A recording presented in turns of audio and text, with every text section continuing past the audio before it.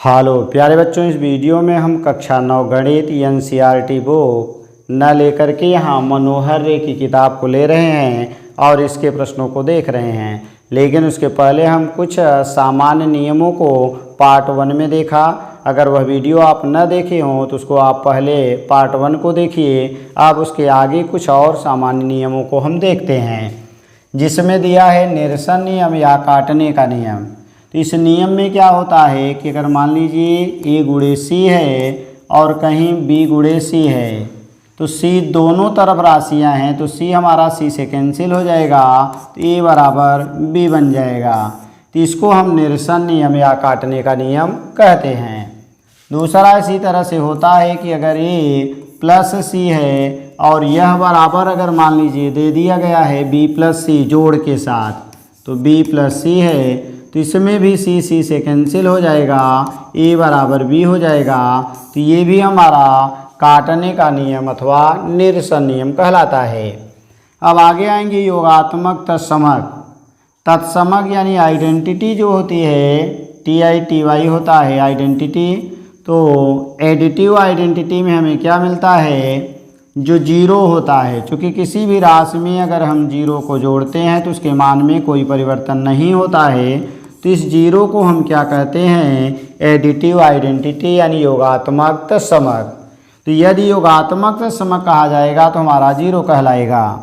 इसी तरह से किसी राशि में अगर हम एक का गुणा करते हैं तो उसके मान में कोई परिवर्तन नहीं होता है, तो जो हमारा मल्टीप्लिकेटिव आइडेंटिटी होती है वह मल्टीप्लिकेटिव आइडेंटिटी हमारा 1 कहलाता है।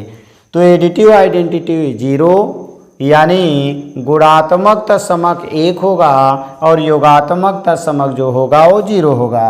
अब आगे आएंगे हम प्रतिलोम देखेंगे, तो जिसमें हमारा पहला मिलता है योगात्मक प्रतिलोम। यानी अगर कोई राशि दी गई है उसका हमें योगात्मक प्रतिलोम लेना है तो उस राशि का चिन्ह हम बदल देंगे। जैसे ए का योगात्मक प्रतिलोम जो होगा वह प्रतिलोम ये हमारा कहलाएगा -a। 2 है तो इसका योगात्मक प्रतिलोम हमें -2 मिल जाएगा। अगर माइनस में दिया हुआ है तो इसका योगात्मक प्रतिलोम हमारा प्लस बन जाएगा। तो किसी राशि का जो योगात्मक प्रतिलोम होता है यानी एडिटिव इनवर्स होता है, अगर प्लस है तो माइनस बन जाएगा। जैसे ये प्लस था तो माइनस हो गया, माइनस है तो प्लस हो जाएगा। अब अगला आता है गुणात्मक प्रतिलोम। तो गुणात्मक प्रतिलोम यानी मल्टीप्लिकेटिव इनवर्स में क्या होगा, अगर कोई राशि ए है तो इसका यानी अगर हम निकालते हैं गुणात्मक प्रतिलोम तो गुणात्मक प्रतिलोम जो होगा ये बटे हो जाता है, तो 1/a हो जाएगा। इसी तरह से अगर 2 है तो इसका गुणात्मक प्रतिलोम निकालेंगे तो 1/2 हो जाएगा। और अगर बटे के रूप में है तो यही राशि ऊपर हो जाती है यानी 3 बन जाएगा। अगर मान लीजिए 2/3 है तो इसका जो गुणात्मक प्रतिलोम बनेगा ये पलटी मारेगा तो 3/2 हमारा 2 हो जाएगा। तो हमने पाया योगात्मक प्रतिलोम और गुणात्मक प्रतिलोम। फिर आगे देखेंगे हमारी पूर्ववर्ती संख्या और अनुवर्ती संख्या क्या होती है। तो हमें आगे क्या मिला, पूर्ववर्ती का मतलब होता है पहले का, जिसको अंग्रेजी में कहते हैं प्रीडेसर, अर्थात एक घटाने पर हमें पूर्ववर्ती संख्या मिलती है। तो हमें क्या मिल जाएगा, मान लीजिए किसी संख्या का हमें पूर्ववर्ती निकालना है तो उसमें से 1 हम घटा देंगे। तो a का पूर्ववर्ती अगर संख्या हमें निकालना होगा तो इस a में से 1 घटा देंगे। जैसे 3 का पूर्ववर्ती निकालना है तो 3 - 1 यानी 2 हो जाएगा। -2 है इसका पूर्ववर्ती निकालेंगे तो -2 - 1 यानी -3 हो जाएगा। किसी भी संख्या का पूर्ववर्ती निकालना होगा तो हमेशा उसमें हम 1 घटा देंगे। इसी तरह से आगे आएंगे अनुवर्ती या उत्तरवर्ती जिसको कहा जाता है, या अनुयायी जिसको कहते हैं। तो ये अनुवर्ती या उत्तरवर्ती में हमारा क्या आएगा, जिसको हम सजेसर कहते हैं, तो 1 जोड़ दिया जाएगा। तो तो ए का अगर हमें निकालना है अनुवर्ती, चाहे अनुवर्ती कहिए अथवा उत्तरवर्ती, तो ये बराबर बन जाएगा e+1 हो जाएगा। अर्थात 2 का अगर हम उत्तरवर्ती निकालते हैं तो 2 + 1 यानी 3 बनेगा। अगर 5 है इसका निकालेंगे तो 5 + 1 यानी हमारा 6 बन जाएगा। -2 है इसका निकालेंगे तो -2 + 1 यानी -1 हो जाएगा। तो इस तरह से किसी संख्या का अगर हमें पूर्ववर्ती निकालना है तो 1 घटाएंगे, और अगर अनुवर्ती या उत्तरवर्ती निकालना है तो उसमें 1 जोड़ दिया जाता है। आगे हम कुछ और चीज़ों को देखते हैं, जिसमें अब हमारा गणित कक्षा 9 अध्याय 1 का संख्या पद्धति डॉक्टर मनोहर रे की प्रश्नावली 1A का प्रश्न संख्या हमारा 1 यहाँ से स्टार्ट करते हैं। तो दिया है 20 और 40 के बीच की समस्त समधन पूर्णांक लिखिए। यानी 20 और 40 के बीच का समस्त सम होना चाहिए और धन पूर्णांक होना चाहिए। पहला नंबर तो सम हो और दूसरा नंबर धन पूर्णांक हो। तो जो हमारा धन पूर्णांक मिलता है वो हमारा बनता है 2, 4, 6, 8, 10 ... लेकिन यहाँ पर हमें 20 और 40 के बीच लेना है, तो 2 हम अगर जोड़ते जाएंगे तो अगला धन पूर्णांक हमारा सम वाला मिल जाता है। तो 20 में 2 जोड़ेंगे तो हमारा 22 बन जाएगा। इसका मतलब हमारा सम धन पूर्णांक पहला मिला।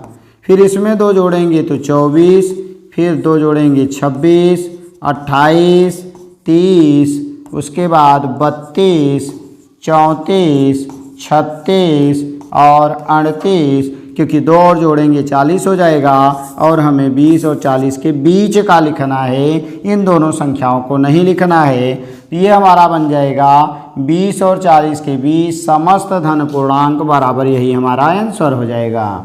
तो यहाँ हम लिख देंगे कि 20 और 40 के बीच के सभी धन पूर्णांक बराबर, यही पूरा लिख दिया जाएगा। अब आगे आते हैं, हम प्रश्न संख्या नंबर 2 लेते हैं। तो 2 क्या दिया है, 1 से 10 तक के अभाज्य धन पूर्णांक ज्ञात करना है। अभाज्य का मतलब है जो दूसरे से न कटे, केवल स्वयं से कटे और उसका 1 से कटे। 2 ही फैक्टर हो तो हमारा एक 2 मिल जाएगा, 3, 5, 7, उसके बाद 11 आता है, लेकिन केवल 10 तक कहा था, इसलिए हमारा आंसर बनेगा 2, 3, 5, 7। तो हम क्या लिखेंगे, 1 और 10 के बीच के सभी हमारे जो अभाज्य धन पूर्णांक होंगे, यही हमारा आंसर बन जाएगा।